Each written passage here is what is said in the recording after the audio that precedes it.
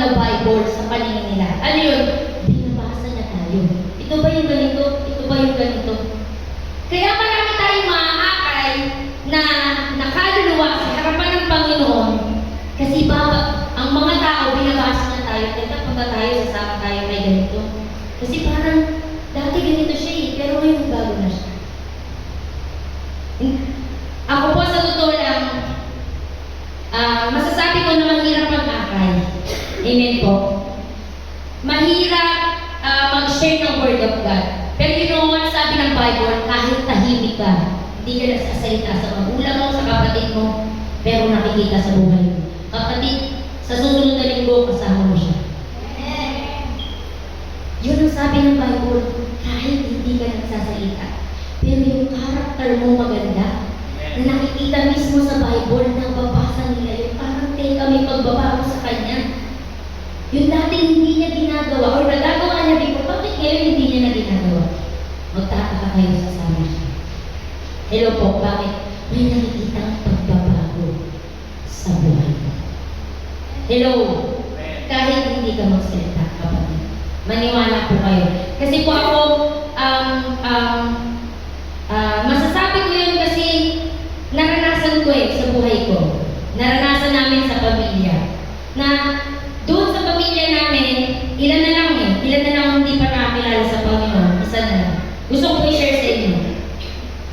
One time nagkaroon po kami ng problema, tumawag yung papa ko, ay yung kapatid ko, yung kuya ko. Hindi kami masyadong close dito kung malalaki na kami, yung mag-asawa na kami. Pero nung bata kami, naglagay ng bubugbugan nun. Pero nung mag-asawa kami, ang nakita ko is, kapag halimbawa nag-away silang mag-asawa, pumunta ako doon, sasabihin mo, pumunta ka na sa kapatid mo. Ikaw naman tayo doon. Ako sabi ko, kuya ko, yung hipag ko, mapaya ka. Ito yung nakita ko eh. Pag nagtanim ka pala ng maganda, kanino man, naahan ka rin. Hello po. Yung pala yun, kapag yung karakter mo maganda sa kanila, babalikan ka nila. Nagkaroon po kami ng problema. Yung kapatid ko nandyan sa akin, first time, hindi nagtitig sa akin eh. Sabi niya sa akin, Sherry, kamusta ka?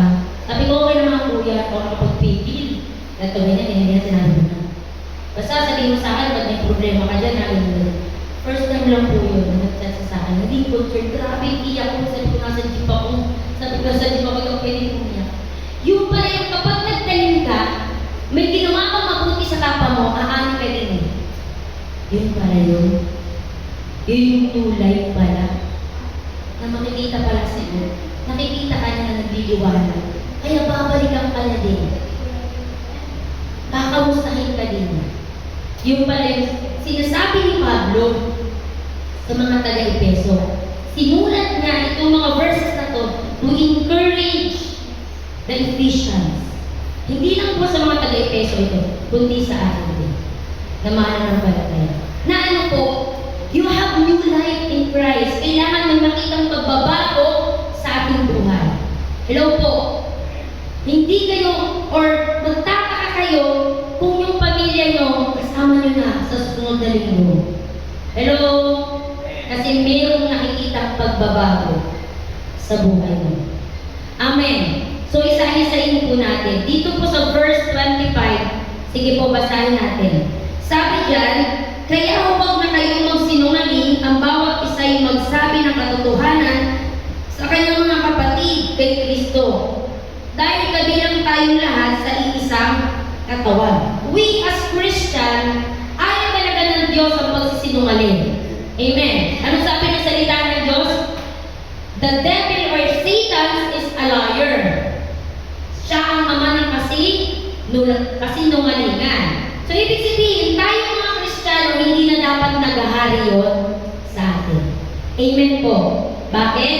Dapat tayo ay meron ng bagong buhay. Meron na tayong bagong puso na nanggagaling sa ating puso. Na nanggagaling sa ating Panginoon. Baybayin po natin na, basahin po natin. Verse 26. Okay.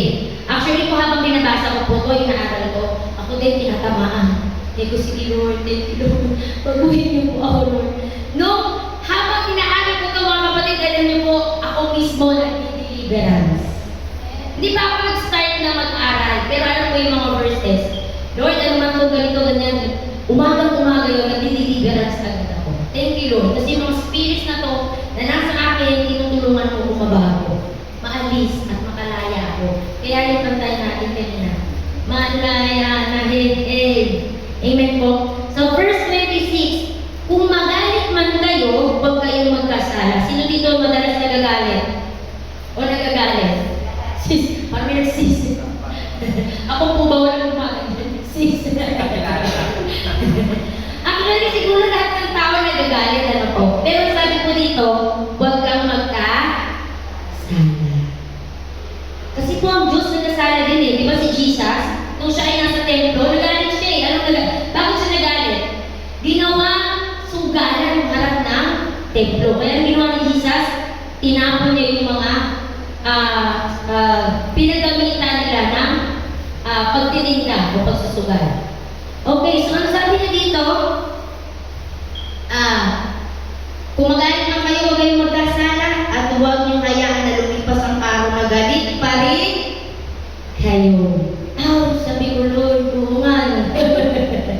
Sino dito minsan nagagalit tapos hanggang pinapakasan galit pa din? Ay, dalawa lang. Tatlo lang. Ayaw. Ay, apat. Alam niyo po mga kapatid, remind din to ni Lord sa akin. Ay, Lord, sorry po. Gusto mo pala pag nagalit kami, tapos na lang yung araw. May verse 27, basahin po natin. Huwag ninyong bigyan ng pagkakataon si Satanas. Kaya pala ayaw ng Diyos na tayo ay magalit buong maghapon o magalit na tayo maghapon, dapat bukas wala na.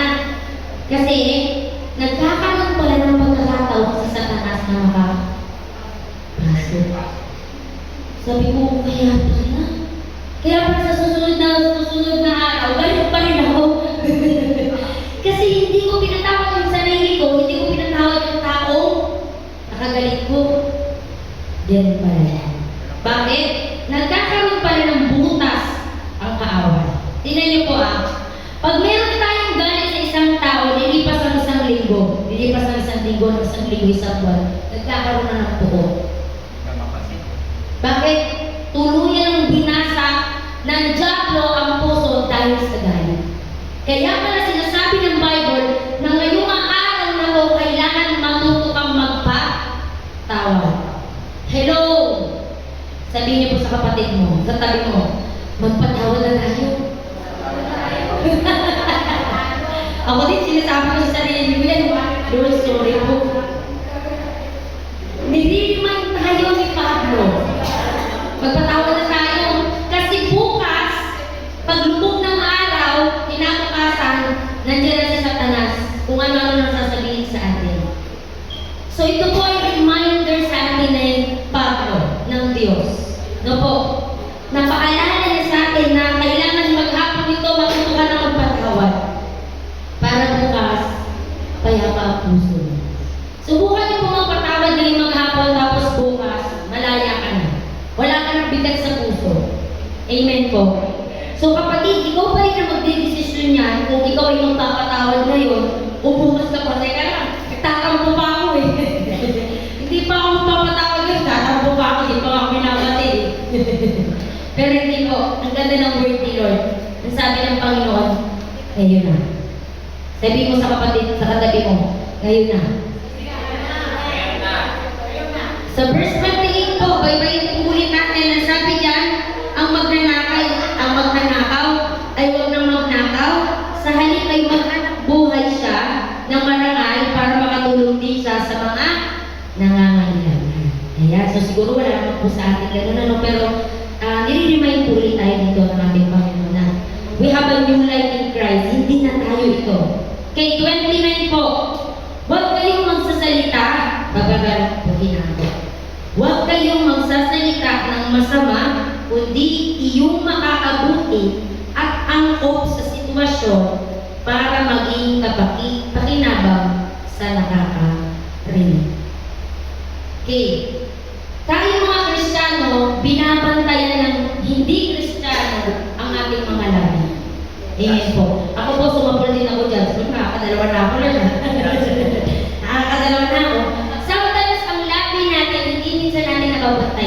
Yan po. Nakakapagsalita ng pangit. Pero ito ang sabi ni Pablo, i-remind niya tayo, dapat ang mamumutawi sa bibig natin makakabuti sa makakarinig. Amen po. Para ano, yung makakarinig ng sasalitain mo, tatanggap sila sa Panginoong Hesus. Bakit? Ang ganda ng sinasabi mo. Hindi pangit. Hindi nakakasakit sa iyong ako. Amen po. Okay, verse 30.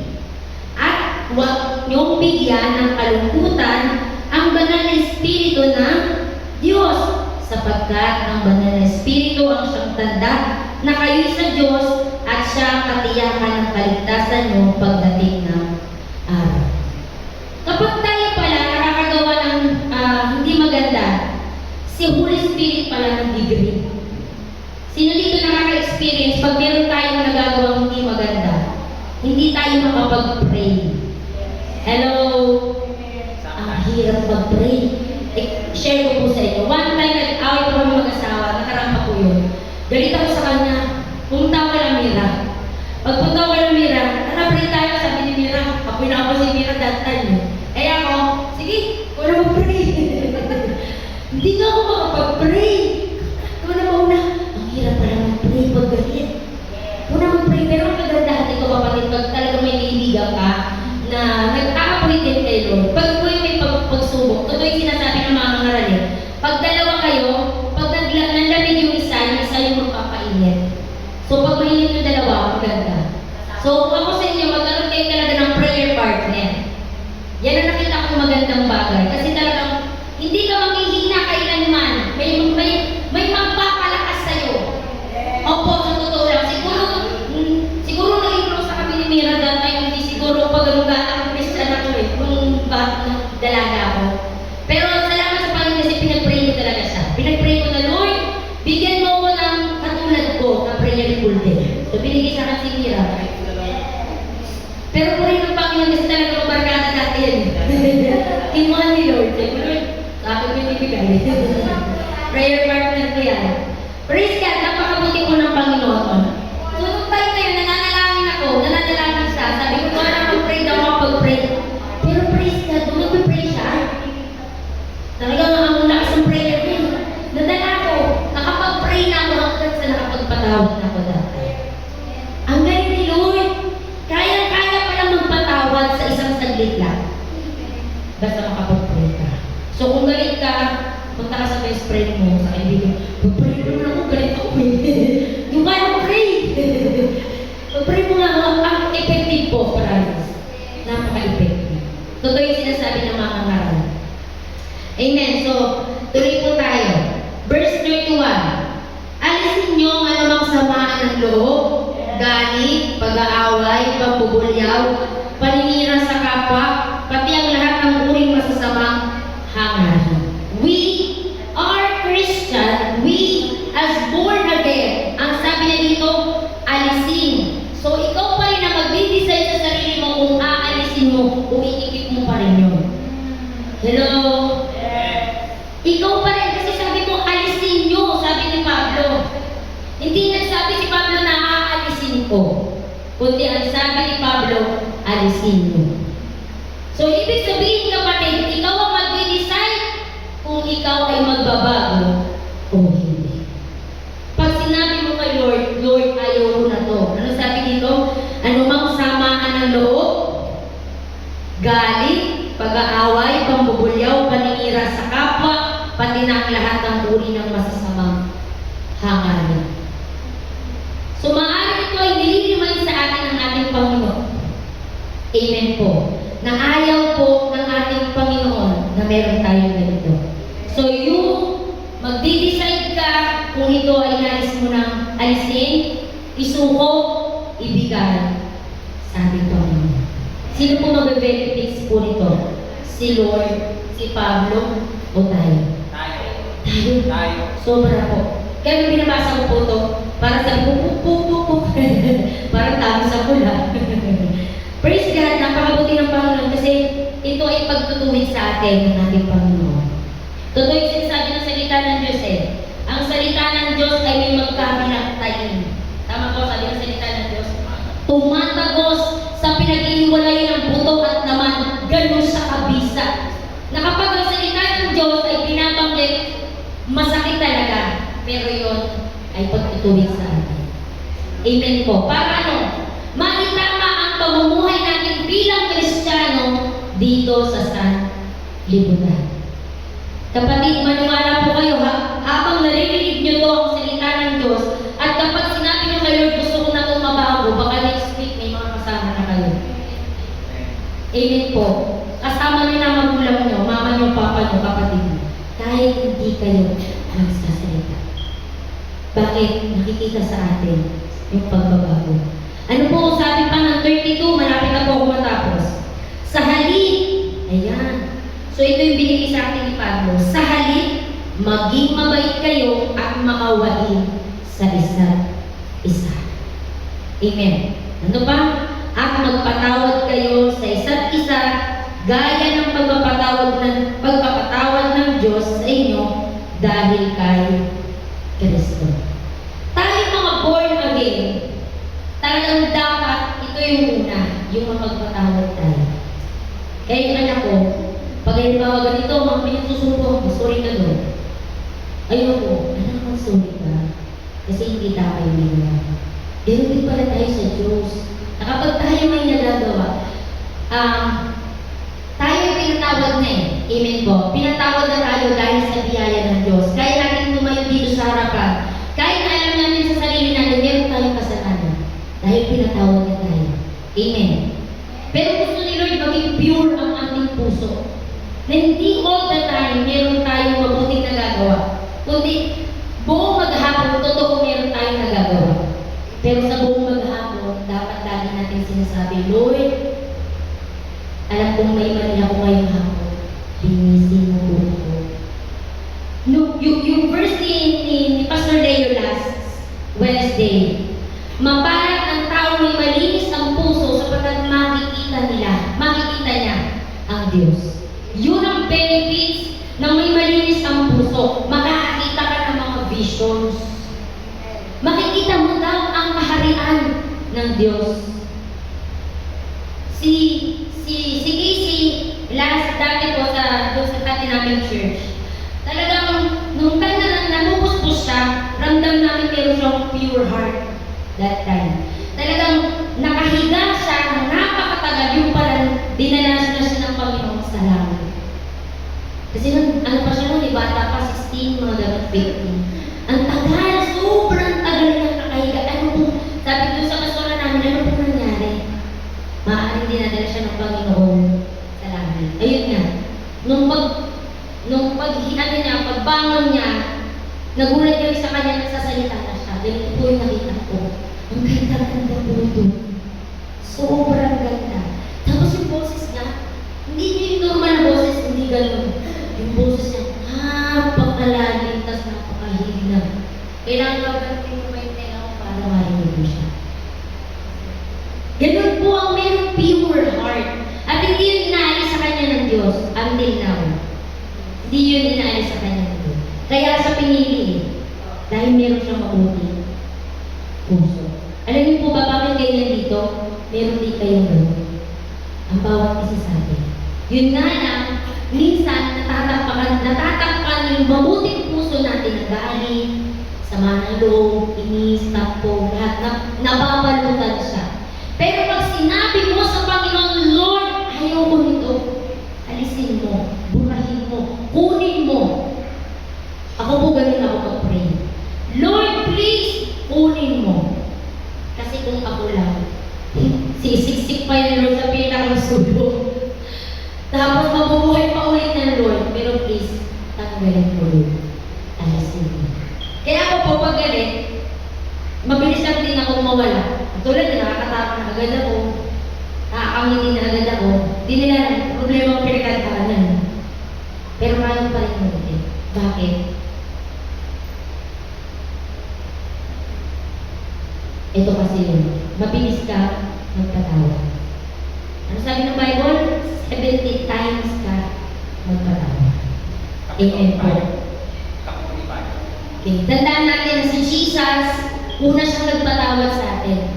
So, ito ang unang itinuturo sa atin. ng ating Panginoon. You know what? Tapos na po ako. Nung si Jesus ay bago napako sa krus, marami siyang na-experience eh. Dinuraan siya, amen po, nadapa siya, kung ano-ano sinasabing salita sa kanya. Pero alam niyo, yung one thing na nakita ko kay Jesus, never siyang gumanti. Amen.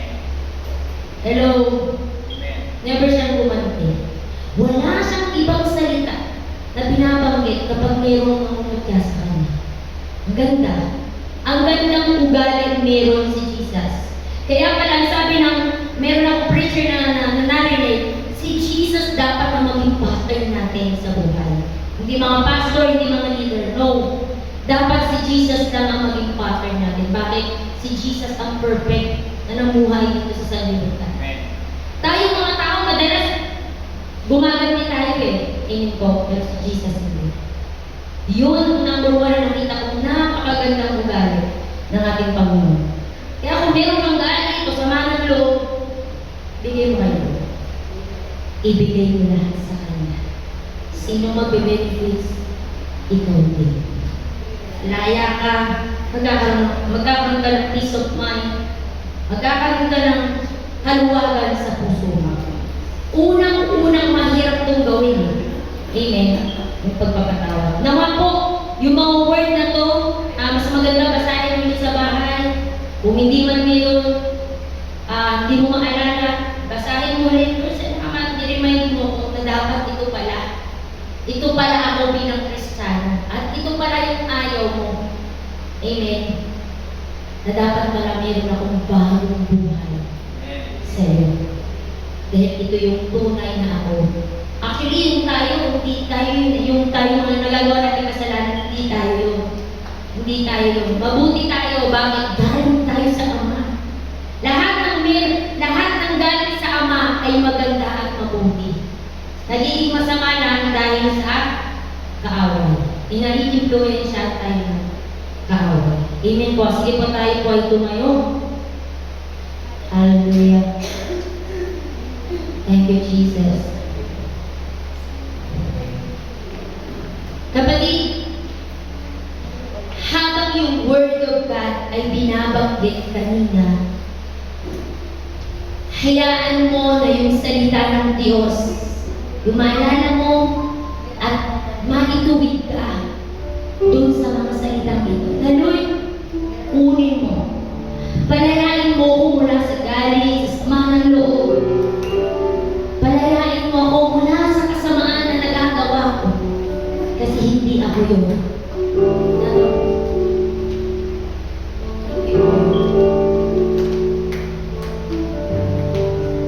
Thank you, Jesus. Kapatid, malaya kang sabihin ngayon sa Panginoon yung mga nais mong baguhin sa buhay mo. Sige po, free po ang lahat na magsabi. Kung meron gustong ibigay lahat sa Panginoon, mag-deliverance, let it be. Let the Lord deliver you right now. Shenda la masoba na lahat, diya na makaya na soyo. Diya na makanda ro soko, ya no siya na makahanda ka ba.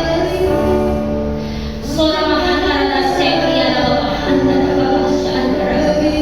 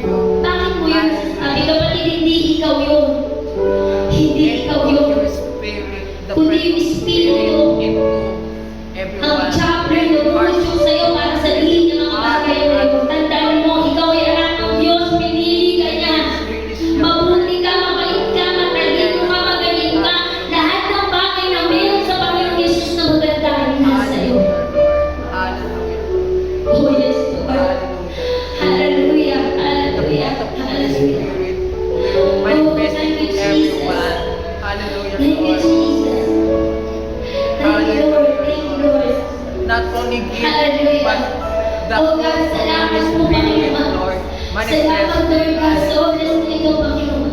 not the Sa flesh, pag-uwi namin sa not the bahay, flesh, Panginoon, but may your isip namin, Holy God. Spirit. Salamat sa pagbabagong gagawin mo sa amin, Panginoon.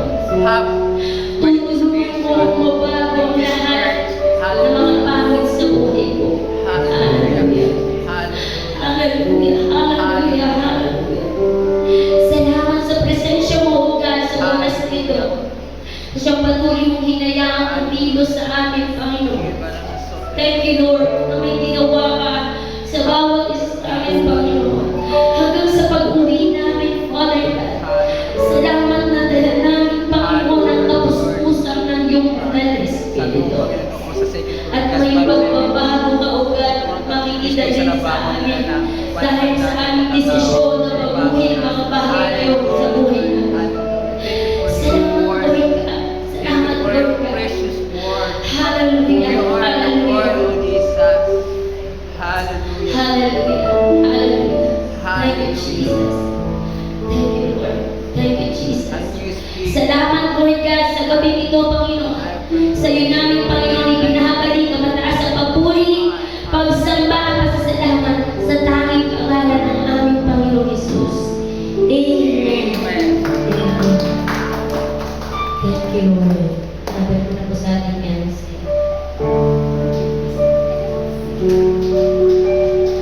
Amen. Praise God.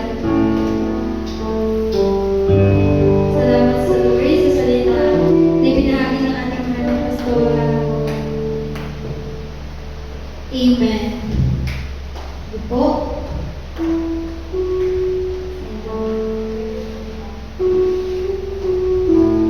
Amen. So tayo po idadako na sa pagbabahagi ng ating kaloob sa Panginoon. At let me share po yung verse na Ikalawang Korinto, kung may mabago po kayo, pwede po makibukas sa akin. Ikalawang Korinto, chapter 9, verse 6 hanggang 9. Ay 8. Yan. 6 verse hanggang 8. Sabi dito, tandaan niyo ito, ang nagtatanim ng kaunti ay aanin ng kaunti, at ang nagtatanim naman ng marami ay aanin ng marami. Ang bawat isa ay dapat magbigay ayon sa sariling pasya, maluwag sa loob at di napipilitan lang. Sapagkat iniibig ng Diyos ang pusong nagbibigay ng may kagalakan, magagawa ng Diyos na pasaganahin kayo sa lahat ng bagay, at higit pa